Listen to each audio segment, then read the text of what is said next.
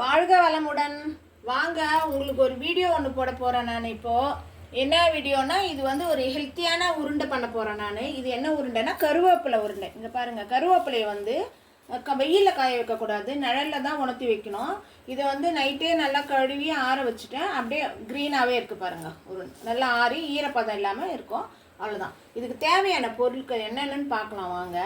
இங்கே பாருங்கள், திராட்சை, காஞ்ச திராட்சை, டேட்ஸு கொட்டை எடுத்து வச்சுருக்கேன். இதுக்கு நாட்டு சர்க்கரை, இங்கே பாருங்கள் பாதாம் ஒரு 50 கிராம், இது வந்து க்ரீன் ஃபம்கி 25 கிராம், இது வெள்ளேரி விதை ஒரு 10 கிராம், முந்திரி ஒரு 10 கிராம். அவ்வளோதான். இது எல்லாம் நம்ம வறுக்க போகிறோம். வாங்க வீடியோக்குள்ளே போயிட்டு பார்க்கலாம்.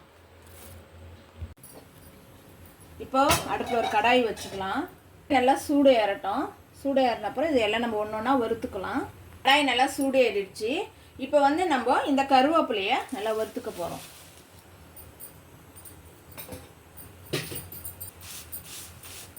இது கருவேப்பிலை உருண்டை சாப்பிட்டா என்னென்ன இதில் வந்து பயன் இருக்குதுன்னு உங்களுக்கு நான் சொல்கிறேன்.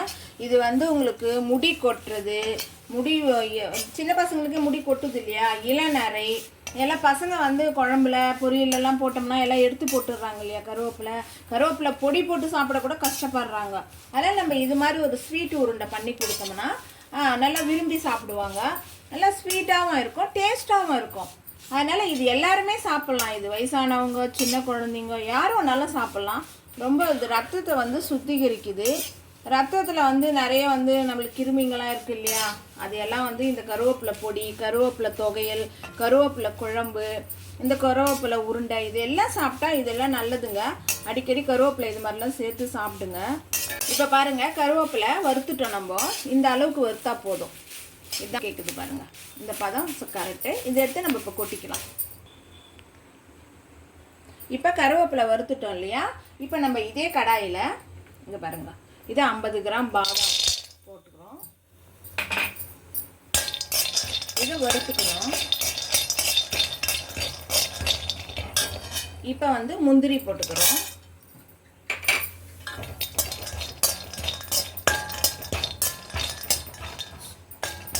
அடுத்ததான் க்ரீன் ஃபம்கி போட்டுக்கிறோம்.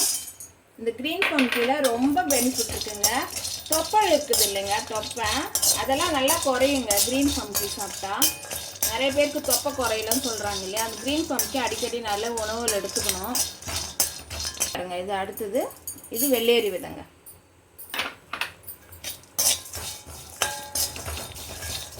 இதை வறுத்துட்டோம். இப்போது இது போதும் வறுத்துது. இப்போ எடுத்து இதை கொட்டிக்கலாம். இது கொஞ்சம் ஆறட்டங்க. இது ஆறின அப்புறமா நம்ம இதெல்லாம் பவுடர் பண்ணிக்க போகிறோம். ஆறட்டும். இது ஆறின உடனே நம்ம பவுடர், கருவேப்பிலையே இதெல்லாம் பவுடர் பண்ணிட்டு வந்து மறுபடியும் பார்க்கலாம். இப்போ இது ஆறிடுச்சு நல்லா ஃபேன் காற்றுல. இப்போ நம்ம இதை வந்து பவுடராக அரைக்க போகிறோம். இப்போ மிக்ஸி ஜாரில் போட்டுக்கலாம்.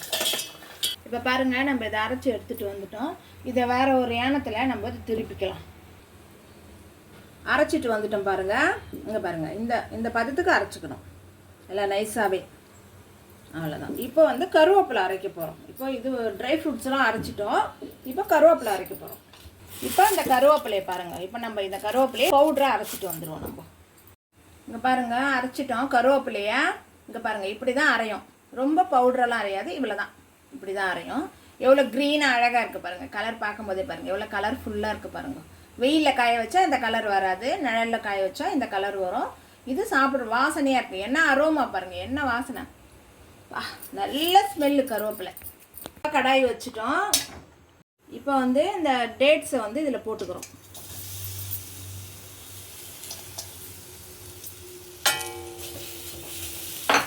புகை தான் போகும், பயப்பட வேணாம், ஒன்றும் ஆகாது. சக்கரை போடுறோம்.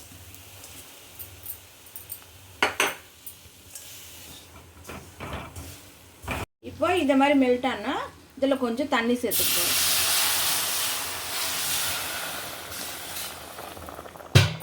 இங்கே பாருங்கள், இப்போ நல்லா இது கொஞ்சம் மெல்ட் ஆகும். நாட்டு சர்க்கரையும் டேட்ஸும் நல்லா மெல்ட் ஆகட்டும். எந்த பொருளாக இருந்தாலும் ஸ்வீட் செய்யும்போது கொஞ்சோண்டு ஒரு பிஞ்சு சால்ட் போட்டுக்கோங்க. இங்கே பாருங்கள், இவ்வளோ போட்டால் போதும், ஒரு பிஞ்சு சால்ட்டு.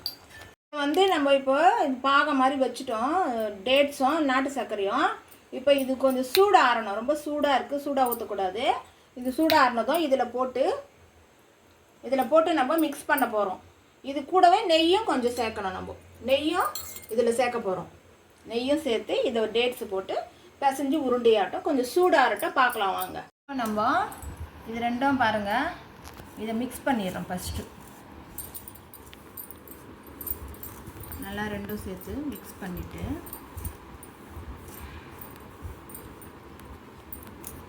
இப்போ இதில் ஒரு 2 ஸ்பூன் நெய் ஊற்றிக்கணும்.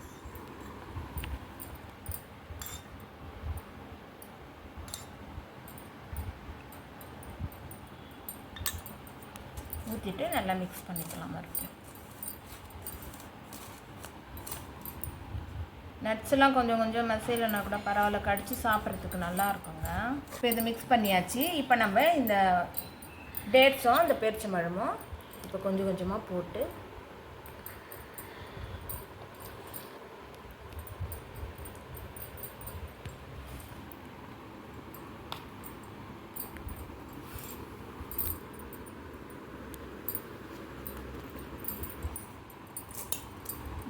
நல்லா மிக்ஸ் பண்ணி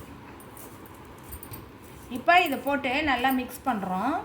இங்கே பாருங்கள், கொஞ்சம் சூடு இருக்குது, எதமான சூடு இருக்குது, கொஞ்சம் கை பொறுக்குற அளவுக்கு. அதனால தான் பொறுமையாக பிசைகிறேன். நல்லா பிசைஞ்சிட்டோம். இப்போ கொஞ்சம் கையில் வந்து கொஞ்சமாக நெய் தடவிக்கிறோம்.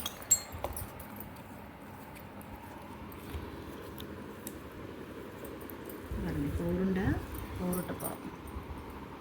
டெய்லி 1 சாப்பிட்லாங்க, இல்லை டெய்லி 2 சாப்பிட்லாம். அதனால் சின்ன சின்னதாக பண்ணிக்கலாம், ரொம்ப பெருசாக இல்லாமல் சின்ன சின்னதாக பண்ணி.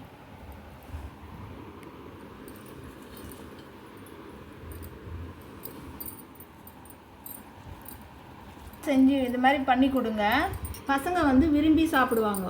இது வந்து கருவேப்பிலை ஸ்மெல்லு வராது, நல்லா டேட்ஸ் எல்லாம் போட்டிருக்கோம் இல்லையா, நட்ஸ்லாம். அதனால் வந்து நல்லா ஸ்வீட்டாகவும் இருக்கும். அவங்களுக்கு அந்த கருவேப்பிலை ஸ்மெல்லு அது பிடிக்காமல் போகாது, பிடிக்கும். நீங்கள் வீட்டில் இந்த மாதிரி செஞ்சு ஒரு கண்டெய்னர் பாக்ஸில் போட்டு வச்சுக்கோங்க. டெய்லி பசங்களுக்கு ஒரு வாட்டி கொடுத்து பாருங்கள், நல்லா இருக்குது, இன்னொரு நாளைக்கு கேட்பாங்க. இது தயவு செஞ்சு இது வந்து சாதாரண ஒரு கருவேப்பிலை உருண்டை தானே அப்படின்னு சொல்லிட்டு நினைக்காதீங்க. இதில் பெரியவங்கலேருந்து குழந்தைங்க வரைக்கும் சாப்பிட்டா இதில் எவ்வளோ பெனிஃபிட் இருக்குதுன்னு சொல்லிட்டு நீங்களே ஒன்றா கூட போயிட்டு சர்ச் பண்ணி பாருங்கள், ரொம்ப நல்லது. இது செய்கிறதுலாம் கொஞ்சம் நேரம் தான், ரொம்ப பெரிய வேலைலாம் இல்லை. ஆனால் அதில் பயன்படுறது ரொம்ப இருக்குது. இதில் நிறைய பெனிஃபிட் இருக்குது. செய்கிறது கொஞ்சம் நேரம், ஆனால் சாப்பிட்டோம்னா அது ரொம்ப ரத்தம் நல்லா வைக்கும். கருவேப்பிலை வந்து கிருமி நாசினி இல்லைங்களா, அது வந்து உடம்புல இருக்க கெட்ட ரத்தத்தில் இருக்க கிருமி எல்லாம் எடுத்துடும், ரத்தத்தை சுத்திகரிக்கப்படுது. பாருங்கள், இந்த உருண்டை ரொம்ப நல்லாயிருக்கும். நீங்கள் இது மாதிரி நான் செஞ்ச மாதிரியே நீங்கள் பார்த்து செஞ்சு நீங்கள் பசங்களுக்கு கொடுங்க. உங்கள் வீட்டில் வயசானவங்க பெரியவங்க இருந்தாலும் இதை கொடுங்க, ரொம்ப நல்லாயிருக்கும். செஞ்சு நாளைக்கு டக்குன்னு செஞ்சு சாப்பிட்டு பாருங்களேன். நிறைய கருவேப்பிலை உருண்டை நல்லா செய்கிறாங்க எல்லோரும், இது ஒரு விதமாக செய்கிறாங்க. ஆனால் நீங்கள் இது மாதிரி செஞ்சு பாருங்கள். இதில் வந்து நீங்கள் உலர்ந்த திராட்சையும் சேர்த்துக்கோங்க, கருப்பு திராட்சை கூட சேர்த்துக்கோங்க, ரொம்ப நல்லது. நீங்கள் தண்ணியில் ஊற வச்சுட்டு நல்லா காற்றார வச்சுட்டு கூட அந்த காஞ்ச திராட்சையோ கருப்பு திராட்சையோ இல்லை வெள்ளை திராட்சையோ எது ஒன்றாலும் சேர்த்துக்கலாம். காய வச்சுட்டு கொஞ்சம் அப்புறமா மிக்சியில் போடும்போது கொஞ்சம் நல்லாயிருக்கும். அதனால் நீங்கள் வந்து நம்ம சக்கரை வெல்லமும் அந்த இதெல்லாம் உருக்குறோம் இல்லையா, டேட்ஸ்லாம் அதிலே போட்டுடுங்க, நல்லா மெல்ட் ஆகிடும், நல்லாயிருக்கும். ஒன்று சாப்பிடும்போது அது எல்லாமே வாயில் கடி போடும். அந்த டேட்ஸு அந்த ஃப்ரூட்ஸ் எல்லாமே கடி போடும், ரொம்ப நல்லாயிருக்கும். பாருங்கள், ரொம்ப அப்படியே பாருங்கள் எவ்வளோ டைட்டாக இருக்கும் பாருங்கள். கொஞ்சம் நேரம் கொஞ்சம் இதுவாகிடும். ஆனால் டேட்ஸு அப்புறம் நாட்டு சக்கரெலாம் போட்டிருக்கோம் இல்லையா, அப்படி தான் இருக்கும். செம சுவையாக இருக்குதுங்க. நீங்கள் இது செஞ்சு சாப்பிட்டு பாருங்கள், எனக்கு கமெண்ட்டில் சொல்லுங்கள் உங்களுக்கு பிடிச்சிருக்குதுன்னு சொல்லிவிட்டு. நீங்கள் உங்களுக்கு ஏதாவது வேணும்னு சொல்லிவிட்டு என்னை கேட்டிங்கன்னா கூட நான் கமெண்ட்டில் சொன்னீங்கன்னா நான் அந்த டிஷ்ஷை நான் வந்து செஞ்சு காமிக்கிறேன் நான் உங்களுக்கு. அதனால் வந்து எங்களை சேனல் உங்களுக்கு பிடிச்சிருந்ததுன்னா, நான் செய்கிற டிஷ் உங்களுக்கு பிடிச்சிருந்ததுன்னா மறக்காமல் சப்ஸ்கிரைப் பண்ணுங்கள், ஷேர் பண்ணுங்கள், லைக் பண்ணுங்கள், கமெண்ட் பண்ணுங்கள். நம்ம சேனலுக்கு ரொம்ப வரவேற்பு கொடுக்குறீங்க, ரொம்ப நன்றி. எல்லாருக்கும் விநாயகர் சதுர்த்தி நல்வாழ்த்துக்கள்.